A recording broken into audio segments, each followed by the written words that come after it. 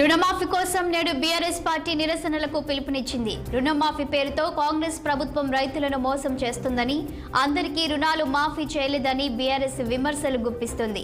ఈ క్రమంలో రైతులందరికీ రుణమాఫీ చేయాలని డిమాండ్ చేస్తూ ధర్నాకు పిలుపునిచ్చింది. ఇవాళ అన్ని మండల కేంద్రాలు, నియోజకవర్గ కేంద్రాల్లో బీఆర్ఎస్ ధర్నా కార్యక్రమాలను నిర్వహించనున్నట్లు పార్టీ వర్కింగ్ ప్రెసిడెంట్ కేటీఆర్ వెల్లడించారు.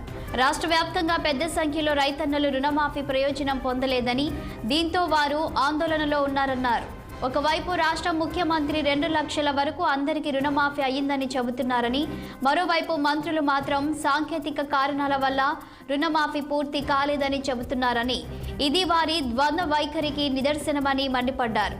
ఎవరికి తోచిన విధంగా వారు మాట్లాడుతూ రైతులను అయోమయానికి గురి చేస్తున్నారని ఆరోపించారు.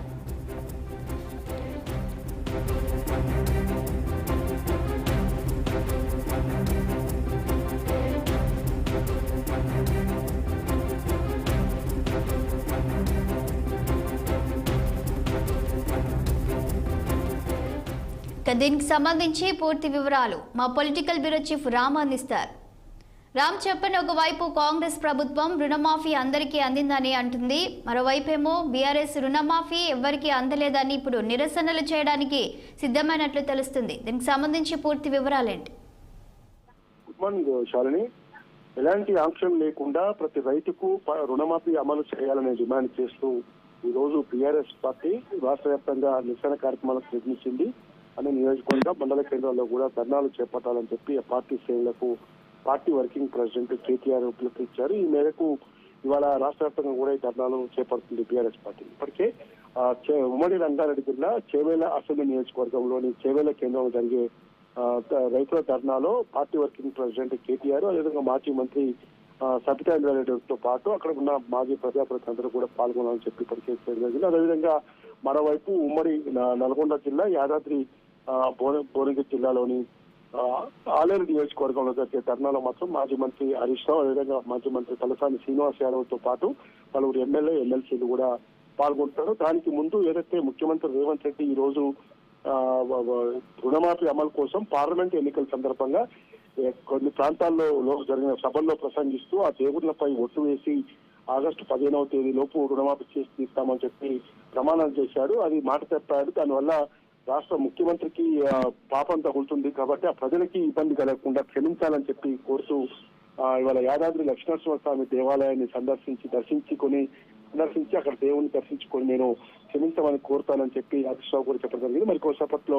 మరికాసేపట్లో ఆయన అక్కడికి వెళ్లి యాదాద్రి లక్ష్మీనరసింహస్వామిని దర్శించుకొని అక్కడ ప్రత్యేక పూజలు చేస్తారు. అనంతరం మీడియాతో కూడా మాట్లాడతారు. ఆ తర్వాత ఆలయంలో జరిగే ధర్నాలో పాల్గొంటారు. ఇది ఓవరాల్ గా ఈ రోజు రాష్ట్ర వ్యాప్తంగా కూడా ఎక్కడికక్కడ మాజీ మంత్రులు, ప్రస్తుతం ఉన్న ఎమ్మెల్సీల నియోజకవర్గాల్లో మండల కేంద్రాలు కూడా ప్లాన్ చేసుకొని ముందుకు పోవాలి, ప్రభుత్వంపై ఒత్తిడి తేవాలి. రాష్ట్ర ప్రభుత్వం 50 లక్షల మంది రైతు కుటుంబాలకు రైతు రుణమాఫీ చేస్తామని చెప్పి కేవలం 22 లక్షల మంది మాత్రమే చేసింది. రాష్ట్ర ప్రభుత్వం క్యాబినెట్ లో నిర్ణయం తీసుకున్న ప్రకారం 31,000 కోట్లు కేటాయించి ఆ తర్వాత బడ్జెట్ లో మాత్రం 26,000 కోట్ల కేటాయించింది. ఈ రోజు 15,000 కోట్లకు పైగా మాత్రమే ఈ రోజు రైతు రుణమాఫీ చేసింది. కేవలం 22 లక్షల మందికి మాత్రమే చేసింది. కాబట్టి ఇంకా చాలా మంది రైతులు చాలా ఊర్లలో కూడా రైతులు ఇబ్బంది పడుతున్నారు. ఎప్పట్లో పూర్తి చేస్తారు, ఏ విధంగా చేస్తారనేది మాత్రం స్పష్టంగా శ్వేతపత్రం విడుదల చేయాలి. ఖచ్చితంగా బహిరంగ చర్చకు కూడా సిద్ధమని చెప్పి ఒకవైపు కేటీఆర్, హరీష్ రావు కూడా రాష్ట్ర ప్రభుత్వాన్ని, ముఖ్యమంత్రి రేవంత్ రెడ్డిని డిమాండ్ చేయగలిగింది. ముఖ్యమంత్రి రేవంత్ రెడ్డి ఒకవైపు మంత్రులు డిప్యూటీ సీఎం భట్టి విక్రమార్క, మంత్రులు ఉత్తమ్ కుమార్ రెడ్డి, తుమ్మల నాగేశ్వరరావు మరోవైపు మాట్లాడటం వల్ల రైతుల్లో గందరగోళం పరిస్థితి నెలకొంది. కాబట్టి రైతులు ఏ రైతులైనా రైతే కాబట్టి ఖచ్చితంగా గతంలో ఈ రుణమాఫీ ఏ విధంగా చేశామో ఆ విధంగానే ఈ రోజు ఎలాంటి ఆంక్షలు లేకుండా ప్రతి రైతు కుటుంబానికి రుణమాఫీ అమలు చేయాలని చెప్పి ఈ రోజు డిమాండ్ చేస్తూ టీఆర్ఎస్ పార్టీ రాష్ట్ర నిరసనకు పిలుపునిచ్చింది. చాలు. అయితే రామ్, రైతు రుణమాఫీని మరిపించడానికి విగ్రహాల ఆవిష్కరణ తెరపైకి తీసుకొచ్చారని కూడా ప్రతిపక్షాలు ఆరోపిస్తున్నాయి. దీన్ని ఏ విధంగా చూడొచ్చు అంటారు?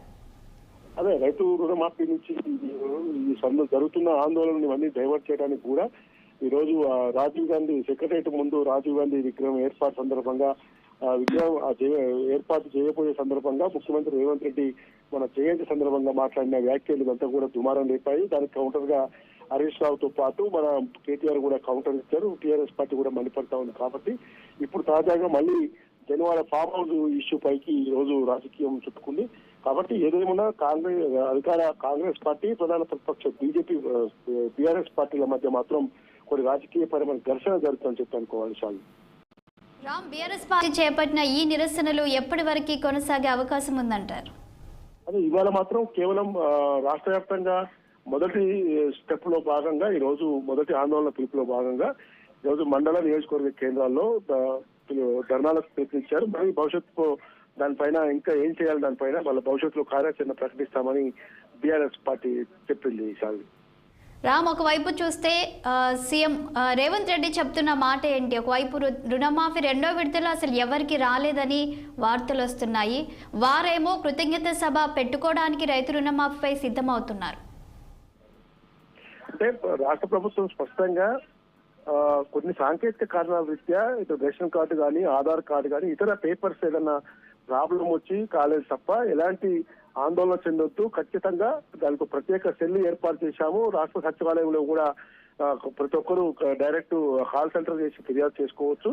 ఎక్కడైనా బ్యాంక్ అధికారులు కానీ ఇతర అధికారులు ఎవరైనా వ్యవసాయ శాఖ అధికారులు కానీ ఎలాంటి అన్ని కరెక్ట్ ఉన్నా కూడా చేయకుంటే మాత్రం వాళ్ళ పైన కఠిన చర్యలు తీసుకుంటాము. ఆ నేపథ్యంలోనే ఇటీవల రైతు రుణమాఫీ ఆగస్టు 15వ తేదీ తర్వాత కూడా ప్రజాభవన్ లో ఈ రోజు రాష్ట్ర ఆర్థిక శాఖ మంత్రి డిప్యూటీ సీఎం మంత్రి తుమ్మల నాగేశ్వరరావు ఆధ్వర్యంలో కూడా స్టేట్ లెవెల్ బ్యాంకర్స్ మీటింగ్ కూడా సమావేశం నిర్వహించారు. భవిష్యత్తులో ఎలాంటి ఇబ్బందులు తలెత్తకుండా రైతులకి ప్రభుత్వం తీసుకున్న నిర్ణయం ప్రకారం అందరూ కూడా నడుచుకోవాలని చెప్పి ఆదేశాలు ఇచ్చారు. అయినా కూడా చాలా చోట్ల కూడా రైతులు కొన్ని జిల్లాల్లో కొన్ని ప్రాంతాల్లో మాత్రం ముఖ్యమంత్రి రేవంత్ రెడ్డి శవయాత్ర కూడా నిర్వహించి రోడ్లపైకి వచ్చారు.